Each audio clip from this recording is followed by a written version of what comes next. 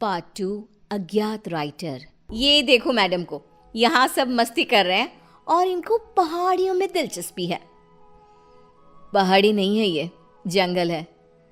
अंदर क्या होगा? किसी का घर, कोई पुरानी हवेली, या और क्या हो सकता है?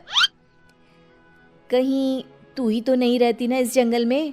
अब इसका नाम भी बता दे।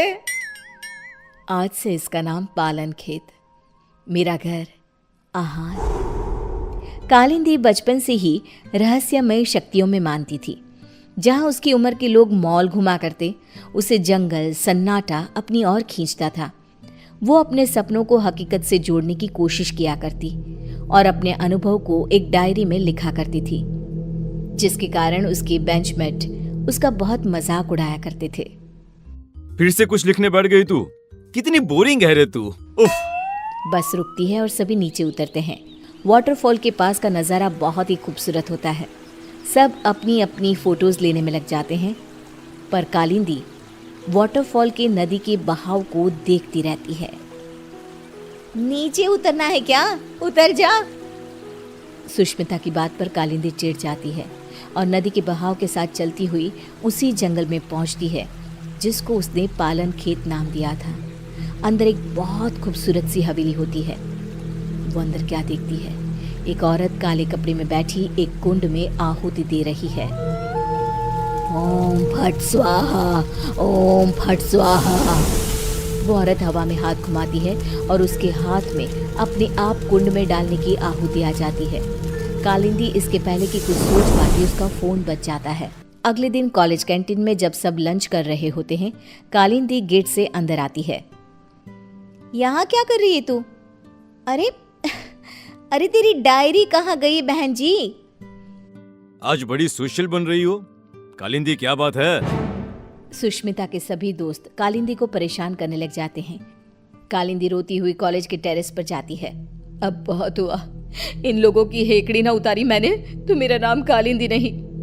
कालिंदी बस पकड़कर पालन खेत निकल जाती है और उसी औरत के पास जाकर कहती है, मुझे मदद चाहिए आपकी। ये सब मुझे बहुत नीचा दिखाते हैं। अब तो यहाँ से या मैं मरकर जाऊंगी या बदला लेकर। वो जो कहते हैं उन्हें कहने दो। सामने देखो तुम्हारी डायरी और पेन। कल तुम इन्हें यहीं भूल गई थी ना? जाओ खोलो उसे। कालिंदी डायरी खोलती है। इसमें तो कुछ भी नहीं है, खाली है ये। पेन को उठाओ और कुछ लिखो। तुम जो चाहोगी वो मिल जाएगा तुम्हें। अब तो खुश हो ना तुम? कालिंदी पेन उठाकर किताब में लिखने लगती है। वहाँ बहुत सारी किताबें आ जाती हैं। ये तो सच में जादू हो गया। तुम्हारा मन बहुत अच्छा है बेटी, जाओ अब खुश रहो। कालिंदी वापस कॉलेज जाती है और अपनी ही धुन में मगन हो जाती है। उसकी खुशी बाकी लोगों से बर्दाश्त नहीं होती और उसके पीजी के कमरे के बाहर सभी ताका झाके करने लग जाते हैं। अब क्या मांगू? चांद, छोटा सा चांद हाथ में कैसा लगता होगा ना?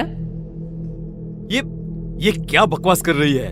सही में तेरा ऊपर का माला खाली है। तुझे ही देखना था ना इसकी खुशी का राज। चल अब। दोनों आगे बढ़ ही रहे होते हैं कि खिड़की से एक रोशनी आती है। दोनों देखते हैं कि कालिंदी के हाथ में सच में चांद है। ये मेरी आंखों का धोखा है। धोखा है, ऐसा कैसे हो सकता है? नहीं। ये भ्रम नहीं है, ये सच्चाई है। पर इसे ये कहां से मिला? सोच, अगर हम इसे चुरा ले तो? और रोहन उस पेन को चुराने में जुट जाता है। वो सोचता है कि रात को कालिंदी के कमरे के बाहर आग लगा देगा ताकि वो भागेगी और रोहन पेन चुरा लेगा। रात को रोहन पेन के लालच में आग लगाने जाता है, पर आग बेकाबू हो जाती है और कालिंदी कमरे से बाहर ही नहीं आ पाती। बचाओ, बचाओ! कालिंदी मर जाती है। मंदाकिनी को कालिंदी की मौत का एहसास हो जाता है। मार डाला उन्होंने मेरी भोली बच्ची को, अब कोई नहीं बचेगा। यहाँ आ बेटा, मेरे पास आ कालिंदी। कालिंदी की आत्मा वहां आकर अपना गुस्सा दिखाती हुई कहती है, हे सारी शक्तियों के देवता, अगर मैंने कभी भी किसी का भला चाहा हो तो मैं अपने सभी अच्छे कर्मों के बदले इंसाफ चाहती हूँ।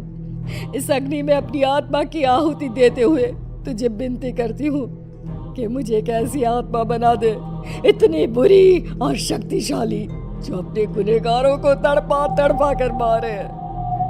ये कहकर कालिंदी की आत्मा आग में समा जाती है और आग से निकलकर कालिंदी के गुस्से से पैदा हुई आत्मा उसके पैन में समा जाती है और फिर शुरू होता है मौत का खेल। सुष्मिता अपने कमरे में सो रही होती है। रात को उसका फोन बजता है।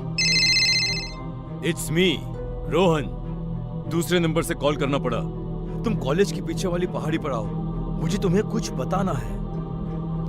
इसके पहले कि सुष्मिता कुछ बोल पाती, फोन कट हो जाता है। सुष्मिता नाइट ड्रेस में ही भागते हुए कॉलेज के पीछे की पहाड़ी पर जाती है। जंगल की धूत अंधेरे में दिखता है वो चमकता हुआ पेन। मान गए रोहन, तुम्हें आखिरकार पेन मिल ही गया। सुष्मिता पेन उठाने जाती है कि पेन में से कालिंदी की आत्मा बाहर निकलकर सुष्मिता को पहाड़ी के ऊपर से नीचे धक्का दे देती है। ये तो बस शुरुआत थी, सब मरोगे। और वही होता है, जिसने भी कालिंदी को दुख दिया था सब मर जाते हैं। पर आत्मा अब इतनी क्रूर हो चुकी थी कि वो रुकती ही नहीं। अब पेन और ज्यादा खून की प्यासी हो गई थी। एक दिन 16 साल का एक लड़का करण नदी के किनारे बैठा हुआ होता है। एक चमकती हुई पेन उसका ध्यान अपनी ओर खींचती है।